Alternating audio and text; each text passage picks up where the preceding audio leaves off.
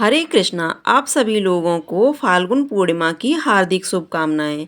साथ ही साथ आप लोगों को होली की हार्दिक शुभकामनाएं। पूर्णिमा का पावन दिन भगवान श्री सत्यनारायण की कथा श्रवण करने के लिए अत्यंत उपयुक्त और फलदायी है। यह दिन विशेष रूप से भगवान के आशीर्वाद से हर पाप से मुक्ति पाने, संकटों का नाश करने और जीवन में सुख शांति के वास के लिए श्रेष्ठ माना गया है। जो भक्त इस दिन श्रद्धा और भक्ति से श्री सत्यनारायण भगवान की कथा सुनते हैं, वह न केवल अपने वर्तमान जीवन के दुखों से मुक्ति पाते हैं, बल्कि उनके पाप भी नष्ट हो जाते हैं। इस पावन दिन पर भगवान की कृपा से परिवार में दरिद्रता, कलेश, विघ्न दूर होते हैं, सुख समृद्धि का वास घर में होता है और पूर्णिमा के दिन श्री सत्यनारायण भगवान की पूजा और कथा का आयोजन करने से व्यक्ति का हर कार्य भी सफल होता है।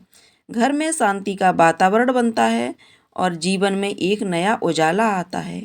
श्री सत्यनारायण भगवान के आशीर्वाद से जीवन में सभी प्रकार की इच्छाओं की पूर्ति होती है और भगवान की असीम कृपा से सुख और समृद्धि जीवन की प्राप्ति होती है। तो चलिए प्रिय श्रोताओं, आज इस पवित्र अवसर पर हम सभी मिलकर श्री सत्यनारायण भगवान की कथा का श्रवण करते हैं। प्रेम से बोलिए विघ्नहर्ता गणेश भगवान की जय, सत्यनारायण भगवान की जय, श्री विष्णु भगवान की जय। पौराणिक कथा के अनुसार एक समय की बात है, नैमिषारण्य तीर्थ में शौनकादि 88,000 ऋषियों ने श्री सूत जी से पूछा, हे प्रभु, इस कलयुग में वेद विद्या रहित मनुष्यों को प्रभु भक्ति किस प्रकार मिल सकती है तथा उनका उद्धार कैसे होगा। हे मुनि श्रेष्ठ, कोई ऐसा तप बताइए जिससे थोड़े समय में ही पुण्य मिले और मनवांछित फल भी मिल जाए। इस प्रकार की कथा सुनने की हम इच्छा रखते हैं। सर्वशास्त्रों के ज्ञाता सूत जी बोले, हे वैष्णवों में पूज्य, आप सभी ने प्राणियों के हित की बात पूछी है, इसलिए मैं एक ऐसे श्रेष्ठ व्रत को आप लोगों को बताऊंगा जिसे नारद जी ने लक्ष्मी नारायण जी से पूछा था और लक्ष्मीपति ने मुनि श्रेष्ठ नारद जी से कहा था। आप अब इसे ध्यान से सुनिए। एक समय की बात है, योगी राज नारद जी दूसरों के हित की इच्छा के लिए अनेकों लोकों में घूमते हुए मृत्युलोक में आ पहुँचे। यहाँ उन्होंने अनेक योनियों में जन्मे प्रायः सभी मनुष्यों को अपने कर्मों द्वारा अनेकों दुखों से पीड़ित देखा। उनका दुख देख नारद जी सोचने लगे कि कैसा यत्न किया जाए जिसके करने से निश्चित रूप से मानव के दुखों का अंत हो जाए। इसी विचार पर मनन करते हुए वह विष्णु लोक में गए। वहाँ वह देवों के ईश नारायण की स्तुति करने लगे, जिनके हाथों में शंख, चक्र, गदा और पद्म थे, गले में वरमाला पहने हुए थे। स्तुति करते हुए नारद जी बोले, हे भगवान, आप अत्यंत शक्ति से संपन्न हैं, मन तथा वाणी भी आपको नहीं पा सकती। आपका आदि मध्य तथा अंत नहीं है। निर्गुण स्वरूप सृष्टि के कारण भक्तों के दुख को दूर करने वाले हैं। आपको मेरा नमस्कार है। नारद जी स्तुति सुन भगवान विष्णु बोले, हे मुनि श्रेष्ठ, आपके मन में क्या बात है? आप किस काम के लिए पधारे हैं, उसे निसंकोच कहो। इस पर नारद मुनि बोले कि मृत्युलोक में अनेक योनियों में जन्मे मनुष्य अपने कर्मों के द्वारा अनेकों दुख से दुखी हो रहे हैं। हे नाथ, आप मुझ पर दया रखते हैं तो बताइए कि वो मनुष्य थोड़े प्रयास से ही अपने दुखों से कैसे छुटकारा पा सकते हैं। श्री हरि बोले, हे नारद, मनुष्यों की भलाई के लिए तुमने बहुत अच्छी बात पूछी है, जिसके करने से मनुष्य मोह से छूट जाता है। वह बात मैं कहता हूँ, उसे सुनो। स्वर्गलोक व मृत्युलोक दोनों में एक दुर्लभ उत्तम व्रत है जो पुण्य देने वाला है। आज प्रेमवश होकर मैं उसे तुमसे कहता हूँ। श्री सत्यनारायण भगवान का यह व्रत अच्छी तरह विधि विधान पूर्वक करके मनुष्य तुरंत ही यहाँ सुख भोग कर मरने पर मोक्ष पाता है। श्री हरि के वचन सुन नारद जी बोले कि उस व्रत का फल क्या है और उसका विधान क्या है? यह व्रत किसने किया था? इस व्रत को किस दिन करना चाहिए? सभी कुछ विस्तार से बताएं। नारद की बात सुनकर श्रीहरि बोले, दुख व शोक को दूर करने वाला, यह सभी स्थानों पर विजय दिलाने वाला है। मानव को भक्ति व श्रद्धा के साथ शाम को श्री सत्यनारायण की पूजा धर्मपरायण होकर ब्राह्मणों व बंधुओं के साथ करनी चाहिए।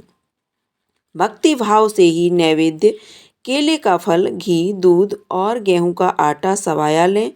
गेहूं के स्थान पर साठी का आटा, शक्कर तथा गुड़ लेकर व सभी भक्ष्य योग्य पदार्थों को मिलाकर भगवान का भोग लगाएं। ब्राह्मणों सहित बंधु बांधवों को भी भोजन कराएं। उसके बाद स्वयं भोजन करें। भजन कीर्तन के साथ भगवान की भक्ति में लीन हो जाएं। इस तरह से सत्यनारायण भगवान का यह व्रत करने पर मनुष्य की सारी इच्छाएं निश्चित रूप से पूरी होती हैं। इस कलिकाल अर्थात कलयुग में मृत्युलोक में मोक्ष का यही एक सरल उपाय बताया गया है। श्री सत्यनारायण व्रत कथा का पहला अध्याय संपूर्ण। अब सुनिए दूसरा अध्याय।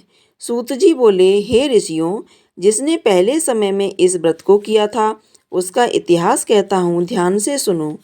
सुंदर काशीपुरी नगरी में एक अत्यंत निर्धन ब्राह्मण रहता था। भूख प्यास से परेशान हो वह धरती पर घूमता रहता था।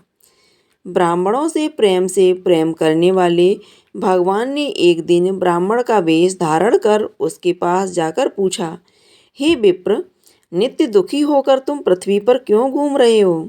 दीन ब्राह्मण बोला, मैं निर्धन ब्राह्मण हूँ, भिक्षा के लिए धरती पर घूमता हूँ। हे भगवान, यदि आप इसका कोई उपाय जानते हो तो बताइए। वृद्ध ब्राह्मण कहता है कि सत्यनारायण भगवान मनोवांछित फल देने वाले हैं, इसलिए तुम उनका पूजन करो। इसे करने से मनुष्य सभी दुखों से मुक्त हो जाता है। वृद्ध ब्राह्मण बनकर आए सत्यनारायण भगवान उस निर्धन ब्राह्मण को व्रत का सारा विधान बताकर अंतर्ध्यान हो गए। ब्राह्मण मन ही मन सोचने लगा कि जिस व्रत को वृद्ध ब्राह्मण करने को कह गया है, मैं उसे जरूर करूँगा। यह निश्चय करने के बाद उसे रात में नींद नहीं आई।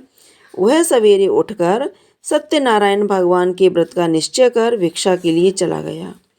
उस दिन निर्धन ब्राह्मण को भिक्षा में बहुत धन मिला, जिससे उसने बंधु बांधवों के साथ मिलकर श्री सत्यनारायण भगवान का व्रत संपन्न किया।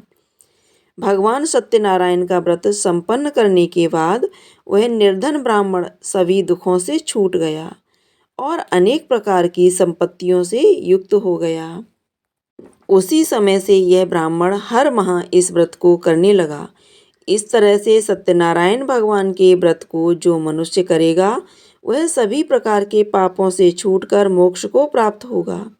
जो मनुष्य इस व्रत को करेगा वह सभी दुखों से मुक्त हो जाएगा। सूत जी बोले कि इस तरह से नारद जी से नारायण जी की कहा हुआ श्री सत्यनारायण व्रत को मैंने तुमसे कहा। हे विप्र, मैं अब और क्या कहूँ? ऋषि बोले, हे मुनिवर, संसार में उस विप्र से सुनकर और किस किसने इस व्रत को किया, हम सब इस बात को सुनना चाहते हैं। इसके लिए हमारे मन में श्रद्धा का भाव है। सूत जी बोले, हे मुनियों, जिसने इस व्रत को किया है वे सब सुनो। एक समय वही विप्र धन व ऐश्वर्य के अनुसार अपने बंधु बांधवों के साथ इस व्रत को करने को तैयार हुआ। उसी समय एक लकड़ी बेचने वाला बूढ़ा आदमी आया और लकड़ियां बाहर रखकर अंदर ब्राह्मण के घर में गया। प्यास से दुखी हो वह लकड़हारा उनको व्रत करते देख विप्र को नमस्कार कर पूछने लगा कि आप यह क्या कर रहे हैं? तो उन्होंने बताया कि व्रत कर रहा हूँ तथा इसे करने का क्या फल मिलेगा, कृपया मुझे भी बताएं। ब्राह्मण ने कहा कि सब मनोकामनाओं को पूरा करने वाला यह सत्यनारायण भगवान का व्रत है। इनकी कृपा से ही मेरे घर में धन धान्य आदि की वृद्धि हुई है। विप्र से सत्यनारायण व्रत या कथा के बारे में जानकर लकड़हारा बहुत प्रसन्न हुआ। चरणामृत लेकर वे प्रसाद खाने के बाद वह अपने घर गया। लकड़हारे ने अपने मन में संकल्प किया कि आज लकड़ी बेचने से जो धन मिलेगा उसे श्री सत्यनारायण भगवान का उत्तम व्रत करूँगा। मन में इस विचार को ले बूढ़ा आदमी सिर पर लकड़ियाँ रख उस नगर में बेचने गया। जहाँ धनी लोग ज़्यादा रहते थे। उस नगर में उसे अपनी लकड़ियों का दाम पहले से 4 गुना अधिक मिला। बूढ़ा प्रसन्नता के साथ दाम लेकर केले, शक्कर, घी, दूध, दही और गेहूं का आटा ले सत्यनारायण भगवान के व्रत की अन्य सामग्रियां लेकर अपने घर गया। वहां उसने अपने बंधु बांधवों को बुलाकर विधि विधान से सत्यनारायण भगवान का पूजन और व्रत किया। इस व्रत के प्रभाव से वह बूढ़ा लकड़हारा धन पुत्र आदि से युक्त होकर संसार के समस्त सुख भोग कर अंतकाल में वैकुंठ धाम को चला गया। श्री सत्यनारायण व्रत कथा दूसरा अध्याय संपूर्ण। बोलिए श्री सत्यनारायण भगवान की जय। सूत जी बोले, हे श्रेष्ठ मुनियों, अब आगे की कथा कहता हूँ। पहले समय में उल्कामुख नाम का एक बुद्धिमान राजा था। वह सत्यवक्ता और जितेंद्रिय था। प्रतिदिन देव स्थानों पर जाता और निर्धनों को धन देकर उनके कष्ट दूर करता था। उसकी पत्नी कमल के समान मुख वाली तथा सती साध्वी थी। भद्रशिला नदी के तट पर उन दोनों ने श्री सत्यनारायण भगवान का व्रत किया। उसी समय साधु नाम का एक वैश्य आया। उसके पास व्यापार करने के लिए बहुत सा धन भी था। राजा को व्रत करते देखकर वह विनय के साथ पूछने लगा, हे राजन, भक्तिभाव से पूर्ण होकर आप यह क्या कह रहे हैं? मैं इसे सुनने की इच्छा रखता हूँ, तो आप मुझे बताएं। राजा बोला, हे साधु, अपने बंधु बांधवों के साथ पुत्रादि की प्राप्ति के लिए एक महान शक्तिमान श्री सत्यनारायण भगवान का व्रत व पूजन कर रहा हूँ। राजा के ऐसे वचन सुन साधु आदर से बोला, हे राजन, मुझे इस व्रत का सारा विधान कहिए। आपके कथा अनुसार मैं भी इस व्रत को करूँगा। मेरी भी संतान नहीं है और इस व्रत को करने से निश्चित रूप से मुझे संतान की प्राप्ति होगी। राजा से व्रत का सारा विधान सुन व्यापार से निवृत्त हो वह अपने घर गया। साधु वैश्य ने अपनी पत्नी को संतान देने वाले इस व्रत का वर्णन कह सुनाया और कहा कि जब मेरी संतान होगी तब मैं इस व्रत को करूँगा। साधु ने इस तरह के वचन अपनी पत्नी लीलावती से कहे। एक दिन लीलावती पति के साथ आनंदित हो सांसारिक धर्म में प्रवृत्त होकर सत्यनारायण भगवान की कृपा से गर्भवती हो गई। 10वें महीने में उसके गर्भ से एक सुंदर कन्या ने जन्म लिया। दिनों दिन वह ऐसे बढ़ने लगी जैसे कि शुक्ल पक्ष का चंद्रमा बढ़ता है। माता पिता ने अपनी कन्या का नाम कलावती रखा। एक दिन लीलावती ने अपने मीठे शब्दों में अपने पति को याद दिलाया कि आपने सत्यनारायण भगवान के जिस व्रत को करने का संकल्प किया था उसे करने का समय आ गया है। आप इस व्रत को करिए। साधु बोला कि हे प्रिय, इस व्रत को मैं उसके विवाह पर करूँगा। इस प्रकार अपनी पत्नी को आश्वासन देकर वह नगर को चल पड़ा। कलावती पिता के घर में रह वृद्धि को प्राप्त हो गई। साधु ने एक बार नगर में अपनी कन्या को सखियों के साथ देखा तो तुरंत ही दूत को बुलाया और कहा कि मेरी कन्या के योग्य वर देखकर आओ। साधु की बात सुनकर दूत कंचन नगर पहुंचा और वहां देखभाल कर लड़की के सुयोग्य बड़े पुत्र को ले आया। सुयोग्य लड़के को देख साधु ने बंधु बांधवों को बुलाकर अपनी पुत्री का विवाह कर दिया। लेकिन दुर्भाग्य की बात ये कि साधु ने अभी भी श्री सत्यनारायण भगवान का व्रत नहीं किया। इस पर श्री भगवान क्रोधित हो गए और शाप दिया कि साधु को अत्यधिक दुख मिले। अपने कार्य में कुशल साधु बनिया जमाई को लेकर समुद्र के पास स्थित होकर रत्नसारपुर नगर गया। वहां जाकर दामाद ससुर दोनों मिलकर चंद्रकेतु राजा के नगर में व्यापार करने लगे। एक दिन भगवान सत्यनारायण की माया से एक चोर राजा का धन चुराकर भाग रहा था। उसने राजा के सिपाहियों को अपना पीछा करते देख चुराया हुआ धन वहां रख दिया जहां साधु अपने जमाई के साथ ठहरा हुआ था। राजा ने सिपाहियों से साधु वैश्य के पास राजा का धन पड़ा देखा तो वह ससुर जमाई दोनों को बांधकर प्रसन्नता से राजा के पास ले गए और कहा कि उन दोनों चोरों को हम पकड़ लाए हैं, आप आगे की कार्रवाई की आज्ञा दें। राजा की आज्ञा से उन दोनों को कठिन कारावास में डाल दिया गया और उनका सारा धन भी उससे छीन लिया गया। श्री सत्यनारायण भगवान से शाप से साधु की पत्नी भी बहुत दुखी हुई। घर में जो धन रखा था उसे चोर चुरा ले गए। शारीरिक तथा मानसिक पीड़ा व भूख प्यास से अति दुखी हो अन्न की चिंता में कलावती के ब्राह्मण के घर गई। वहां उसने श्री सत्यनारायण भगवान का व्रत होते देखा। फिर कथा भी सुनी। वह प्रसाद ग्रहण कर वह रात को घर वापस आई। माता ने कलावती से पूछा कि हे पुत्री, अब तक तुम कहाँ थीं? तेरे मन में क्या है? कलावती ने अपनी माता से कहा, हे माता, मैंने एक ब्राह्मण के घर में श्री सत्यनारायण भगवान का व्रत देखा है। कन्या के वचन सुन लीलावती भगवान के पूजन की तैयारी करने लगी। लीलावती ने परिवार व बंधुओं सहित सत्यनारायण भगवान का पूजन किया और उनसे वर मांगा कि मेरे पति तथा जमाई शीघ्र घर आ जाएं। साथ ही यह भी प्रार्थना की कि हम सबका अपराध क्षमा करें। श्री सत्यनारायण भगवान इस व्रत से संतुष्ट हो गए और राजा चंद्रकेतु को सपने में दर्शन दिए। कहा कि हे राजन, तुम उन दोनों वेश्यों को छोड़ दो और तुमने उनका जो धन लिया है उसे वापस कर दो। अगर ऐसा नहीं किया तो मैं तुम्हारा धन, राज्य व संतान सभी को नष्ट कर दूंगा। राजा को यह सब कहकर अंतर्ध्यान हो गए।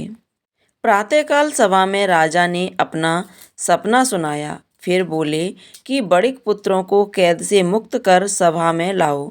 दोनों ने आते ही राजा को प्रणाम किया। राजा मीठी वाणी में बोला, हे महानुभाव, भाग्यवश ऐसा कठिन दुख तुम्हें प्राप्त हुआ है, लेकिन अब तुम्हें कोई भय नहीं है। ऐसा कह राजा ने उन दोनों को नए वस्त्र आभूषण भी पहनाए और जितना धन उनका लिया था उससे दोगुना धन वापस कर दिया। दोनों वैश्य अपने घर को चल दिए। श्री सत्यनारायण कथा का तीसरा अध्याय संपूर्ण। बोलिए श्री सत्यनारायण भगवान की जय। सूत जी बोले, वैश्य ने मंगलाचार कर अपनी यात्रा आरंभ की और अपने नगर की ओर चल दिए। उनके थोड़ी दूर जाने पर एक दंडी वेशधारी श्री सत्यनारायण ने उनसे पूछा, हे साधु, तेरी नाव में क्या है? अभिवाणी बड़िक हंसता हुआ बोला, हे दंडी, आप क्यों पूछते हो? क्या धन लेने की इच्छा है? मेरी नाव में तो बेल व पत्ते भरे हुए हैं। वैश्य के कठोर वचन सुन भगवान बोले, तुम्हारा वचन सत्य हो। दंडी ऐसे वचन कह वहां से दूर चले गए। कुछ दूर जाकर समुद्र के किनारे बैठ गए। दंडी के जाने के बाद साधु वैश्य ने नित्य क्रिया के पश्चात नाव को ऊंची उठते देखकर अचंभा किया और मान गए। नाव में बेल पत्ते आदि देख वह मूर्छित हो जमीन पर गिर गए। मूर्छा खुलने पर वह अत्यंत शोक में डूब गया। तब उसका दामाद बोला कि आप शोक न मनाएं, यह दंडी का शाप है, इसलिए हमें उनकी शरण में जाना चाहिए, तभी हमारी मनोकामना पूरी होगी। दामाद की बात सुनकर वह दंडी के पास पहुंचा और अत्यंत भक्तिभाव नमस्कार कर बोला, मैंने आपसे जो असत्य वचन कहे थे उनके लिए मुझे क्षमा दें। ऐसा कहकर महान शोकातुर हो रोने लगा। तब दंडी भगवान बोले, हे बड़िक पुत्र, मेरी आज्ञा से बार बार तुम्हें दुख प्राप्त हुआ है। तू मेरी पूजा से विमुख हुआ। साधु बोला, हे भगवान, आपकी माया से ब्रह्मा आदि देवता भी आपके रूप को नहीं जानते, तब मैं अज्ञानी कैसे जान सकता हूँ? आप प्रसन्न होइए। अब मैं सामर्थ्य के अनुसार आपकी पूजा करूँगा। मेरी रक्षा करो और पहले के समान नौका में धन भर दो। साधु वैश्य के भक्तिपूर्वक वचन सुनकर भगवान प्रसन्न हो गए और उसकी इच्छानुसार वरदान देकर अंतर्ध्यान हो गए। ससुर जमाई जब नाव पर आए तो नाव धन से भरी हुई थी। फिर भी वहीं अपने अन्य साथियों के साथ सत्यनारायण भगवान का पूजन कर अपने नगर को चल दिए। जब नगर के नज़दीक पहुँचे तो दूत को घर पर खबर देने के लिए भेज दिया।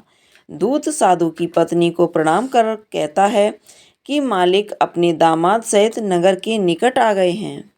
दूत की बात सुन साधु की पत्नी लीलावती ने बड़े हर्ष के साथ सत्यनारायण भगवान का पूजन कर अपनी पुत्री कलावती से कहा कि मैं अपने पति के दर्शन को जाती हूँ, तू कार्य पूर्ण कर शीघ्र आ जा।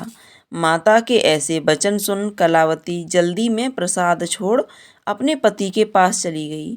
प्रसाद की अवज्ञा के कारण श्री सत्यनारायण भगवान रुष्ट हो गए और नाव सहित उसके पति को पानी में डुबो दिया। कलावती अपने पति को वहां न पाकर रोती हुई जमीन पर गिर गई। नौका को डूबा हुआ देख व कन्या को रोता देख साधु दुखी होकर बोला कि हे प्रभु, मुझसे तथा मेरे परिवार से जो भूल हुई है उसे क्षमा करें। साधु के दीन वचन सुनकर श्री सत्यनारायण भगवान प्रसन्न हो गए और आकाशवाणी हुई कि हे साधु, तेरी कन्या मेरे प्रसाद को छोड़कर आई है, इसलिए उसका पति अदृश्य हो गया है। यदि वह घर जाकर प्रसाद खाकर लौटेगी तो उसे उसका पति अवश्य मिलेगा। ऐसी आकाशवाणी सुन कलावती घर पहुंचकर प्रसाद खाती है और फिर आकर अपने पति के दर्शन करती है। उसके बाद साधु अपने बंधु बांधवों सहित श्री सत्यनारायण भगवान का विधि विधान से पूजन करता है। इस लोक का सुख भोग कर वह अंत में स्वर्ग लोक जाता है। श्री सत्यनारायण व्रत कथा का चौथा अध्याय संपूर्ण। बोलिए श्री सत्यनारायण भगवान की जय। सूत जी बोले, हे ऋषियों, मैं और भी एक कथा सुनाता हूँ, उसे भी ध्यान पूर्वक सुनो। प्रजा पालन में लीन तुंगध्वज नाम का एक राजा था। उसने भी भगवान का प्रसाद त्याग कर बहुत ही दुख सहन किया।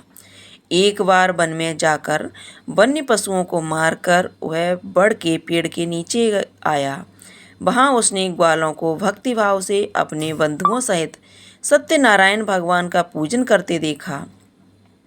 अभिमानवश राजा ने उन्हें देखकर भी पूजा स्थान में नहीं गया और नहीं उसने भगवान को नमस्कार किया। ग्वालों ने राजा को प्रसाद दिया, लेकिन उसने वह प्रसाद नहीं खाया और प्रसाद को वहीं छोड़कर वह अपने नगर को चला गया। जब वह नगर में पहुंचा तो वहां सब कुछ तहस नहस हुआ पाया, तो वह शीघ्र ही समझ गया कि यह सब भगवान ने ही किया है। वह दोबारा ग्वालों के पास पहुंचा और विधि पूर्वक पूजा कर प्रसाद खाया, तो श्री सत्यनारायण भगवान की कृपा से सब कुछ पहले जैसा हो गया। दीर्घ काल तक सुख भोगने के बाद मरणोपरांत उसे स्वर्ग लोक की प्राप्ति हुई। जो मनुष्य परम दुर्लभ इस व्रत को करेगा तो भगवान सत्यनारायण की अनुकंपा से उसे धन धान्य की प्राप्ति होगी। निर्धन धनी हो जाता है और भय मुक्त हो जाता है। संतानहीन मनुष्य को संतान सुख मिलता है और सारे मनोरथ पूर्ण होने पर मानव अंत काल में वैकुंठ धाम को जाता है। सूत जी बोले, जिन्होंने पहले इस व्रत को किया है, अब उनके दूसरे जन्म की कथा कहता हूँ। वृद्ध सतानंद ब्राह्मण ने सुदामा का जन्म लेकर मोक्ष की प्राप्ति की। लकड़हारे ने अगले जन्म में निषाद बनकर मोक्ष प्राप्त किया। उल्कामुख नाम का राजा दशरथ होकर बैकुंठ को गए। साधु नाम के वैश्य ने मोरध्वज बनकर अपने पुत्र को आरे से चीरकर मोक्ष पाया। महाराजा तुंगध्वज ने स्वयंभू होकर भगवान में भक्ति युक्त हो कर्म कर मोक्ष पाया। श्री सत्यनारायण व्रत कथा 5वां अध्याय संपूर्ण। बोलिए श्री सत्यनारायण भगवान की जय। प्रेम पूर्वक सुनिए सत्यनारायण भगवान की आरती। ओम जय लक्ष्मी रमणा स्वामी, जय लक्ष्मी रमणा। सत्यनारायण स्वामी जनपातक हरणा। ओम जय लक्ष्मी रमणा, ओम जय लक्ष्मी रमणा। रतन जड़ित सिंहासन अद्भुत छवि राजे। नारद करत निरंजन घंटा ध्वनि बाजे। ओम जय लक्ष्मी रमणा स्वामी, जय लक्ष्मी रमणा। प्रकट भये कलि कारण द्विज को दरस दियो। स्वामी द्विज को दरस दियो। बूढ़ा ब्राह्मण बन कर कंचन महल कियो। ओम जय लक्ष्मी रमणा, स्वामी जय लक्ष्मी रमणा। दुर्बल भील कठारो, जिन पर कृपा करी, स्वामी जिन पर कृपा करी। चंद्रचूड़ एक राजा, तिनकी विपत्ति हरी। ओम जय लक्ष्मी रमणा, स्वामी जय लक्ष्मी रमणा।